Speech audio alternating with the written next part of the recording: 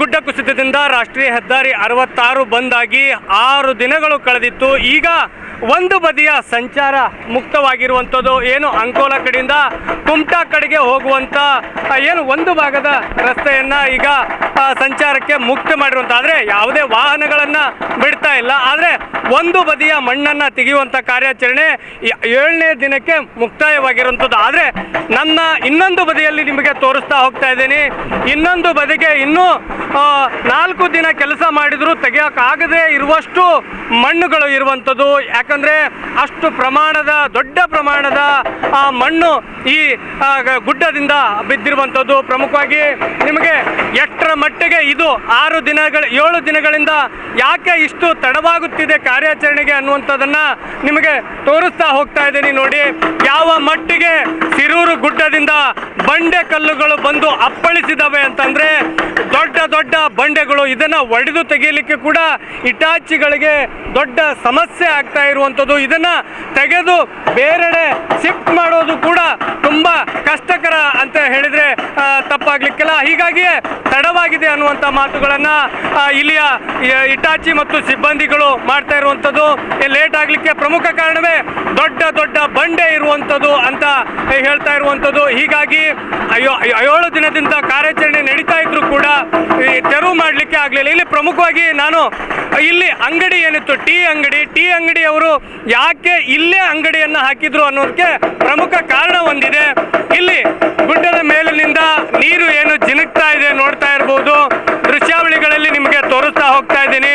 ಗುಡ್ಡದ ಮೇಲಿನಿಂದ ಯಾವ ರೀತಿ ನೀರು ಬರುತ್ತೆ ಅಂದರೆ, ಇಲ್ಲಿಯ ಸ್ಥಳೀಯರು ಹೇಳುವ ಪ್ರಕಾರ ಈ ಗುಡ್ಡದ ಮೇಲ್ಗಡೆ ಒಂದು ಹಳ್ಳದ ಟೈಪ್ ಇದೆ. ಯಾಕಂದ್ರೆ ಇದು ಕರಾವಳಿ ಭಾಗ ಆಗಿರೋದ್ರಿಂದ ಎಲ್ಲ ಕಡೆ ಉಪ್ಪು ನೀರು ಸಿಗುತ್ತೆ, ಸಿಹಿ ನೀರು ಸಿಗೋದು ಬಹಳ ಕಷ್ಟ. ನೀವು ಆ ದೃಶ್ಯಾವಳಿಗಳಲ್ಲಿ ನೋಡ್ತಾ ಇರ್ಬೋದು. ಸಿರೂರು ಗುಡ್ಡ ಏನು ಕುಸಿದಿದೆ, ಆ ಕುಸಿದಿದ ಗುಡ್ಡದ ಪಕ್ಕದಲ್ಲಿ ಗುಡ್ಡದ ಒಳಗಡೆಯಿಂದ ನೀರು ಜರಿ ಟೈಪು ಬರ್ತಾ ಇದೆ.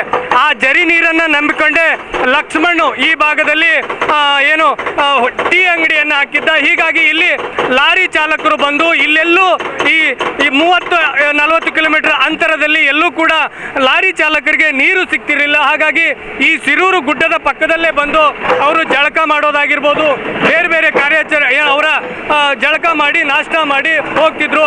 ಆ ನೀರನ್ನೇ ನಂಬಿಕೊಂಡು ಲಕ್ಷ್ಮಣ್ ಏನು ಮಾಡಿದ್ರು, ಇಲ್ಲಿ ಟೀ ಅಂಗಡಿಯನ್ನು ಹಾಕಿದ್ರು. ಕಳೆದ 7 ದಿನಗಳಿಂದ ಕಾರ್ಯಾಚರಣೆ ನಡೀತಾ ಇದ್ರು ಕೂಡ ಯಾಕೆ ವಿಳಂಬ ಆಗ್ತಾ ಇದೆ ಅಂತಂದ್ರೆ ದೊಡ್ಡ ದೊಡ್ಡ ಬಂಡೆಗಳಿದ್ದಾವೆ. ಜೊತೆಗೆ ಯಥೇಚ್ಛವಾಗಿ ರಣಮಳೆ ಅದರ ಅವತಾರವನ್ನು ತೋರಿಸ್ತಾನೆ ಬರ್ತಾ ಇದೆ. ಹೀಗಾಗಿ ಮಳೆಯ ಅಬ್ಬರಕ್ಕೆ ಕಾರ್ಯಾಚರಣೆಗೂ ಕೂಡ ಅಡ್ಡಿ ಆಗ್ತಾ ಇರುವಂಥದ್ದು. ಮಣ್ಣು ಗಟ್ಟಿಯಾಗಿದ್ದರೆ ಬೇಗನೆ ಟಿಪ್ಪರ್ಗಳಿಗೆ ತುಂಬಿಸಬಹುದು. ಆದರೆ ನೀವು ದೃಶ್ಯಾವಳಿಗಳಲ್ಲಿ ನೋಡಿ ಕೆಸರು ಗದ್ದೆ ಅಂತಾಗಿದೆ.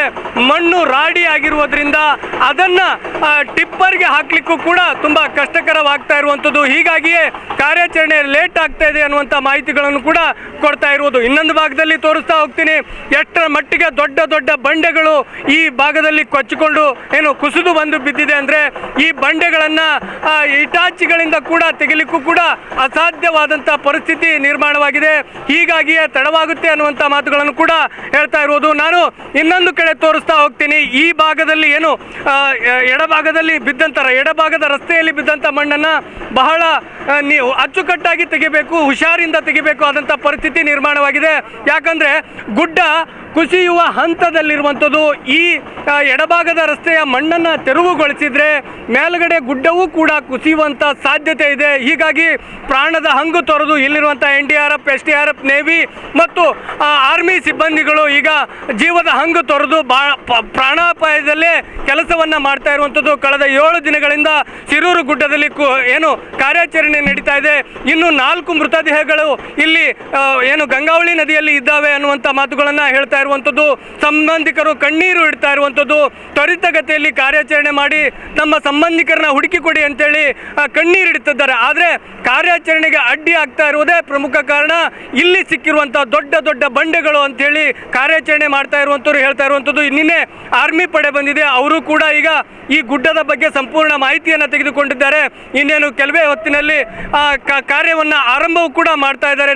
ಏನು ಮಿಲಿಟರಿ ಪಡೆಗಳು ಕೂಡ ಅವರು ಕೂಡ ಯಾವ ರೀತಿ ಕಾರ್ಯಾಚರಣೆ ಮಾಡಬೇಕು ಅಂತೇಳಿ ಇಲ್ಲಿಯ ಸ್ಥಳೀಯ ಅಧಿಕಾರಿಗಳು, ಇನ್ನು NDRF SDRF ಇವರೆಲ್ಲ ಏನು ಇಷ್ಟು ದಿನ ಕಾರ್ಯಾಚರಣೆ ಮಾಡಿದ್ದಾರೆ ಅವರಿಂದ ಮಾಹಿತಿಯನ್ನು ಪಡೆದು ಇನ್ನು ನೆಕ್ಸ್ಟ್ ಅವರು ಕೂಡ ಕಾರ್ಯಾಚರಣೆಯನ್ನು ಆರಂಭ ಮಾಡಲಿದ್ದಾರೆ. ಒಟ್ಟಾರೆ ಶಿರೂರು ಗುಡ್ಡ ಮರಣ ಮೃದಂಗವನ್ನೇ ಬಾರಿಸಿದೆ. ಉತ್ತರ ಕನ್ನಡ ಜಿಲ್ಲೆಯಲ್ಲಿ ಸುರಿಯುತ್ತಿರುವಂಥ ಧಾರಾಕಾರ ಮಳೆಗೆ ಜನಜೀವನ ಅಸ್ತವ್ಯಸ್ತವಾಗಿದೆ. ಆದಷ್ಟು ಬೇಗನೆ ಈ ಗುಡ್ಡ ಕಾರ್ಯದ ತೆರವು ಕಾರ್ಯಾಚರಣೆ ಮುಗಿಬೇಕು ಅನ್ನುವಂಥ ನಿಟ್ಟಿನಲ್ಲಿ ಈ ಭಾಗದ ಜನರು ಒತ್ತಾಯ ಮಾಡ್ತಾ ಇರುವಂಥದ್ದು. ಜೊತೆಗೆ ಮೃತಪಟ್ಟವರ ಕುಟುಂಬಕ್ಕೆ ಶೀಘ್ರವೇ ಪರಿಹಾರ ಕೊಡಬೇಕು ಅನ್ನುವಂಥದ್ದು ಹೇಳ್ತಾ ಇರುವಂಥದ್ದು. ಒಟ್ಟಾರೆ ಈ ಗುಡ್ಡ ಕುಸಿತದಿಂದ ಈ ಭಾಗದ ಜನರು ಕಣ್ಣೀರು ಇಡುವಂತೆ ಆಗಿರುವುದಂತೂ ಸತ್ಯ. ಕ್ಯಾಮ್ರಾ ಪರ್ಸನ್ ಫಕೀರ್ಗೌಡ ಜೊತೆ ಅಣ್ಣಪ್ಪ ಬಾರ್ಕಿ, TV9 ಉತ್ತರ ಕನ್ನಡ.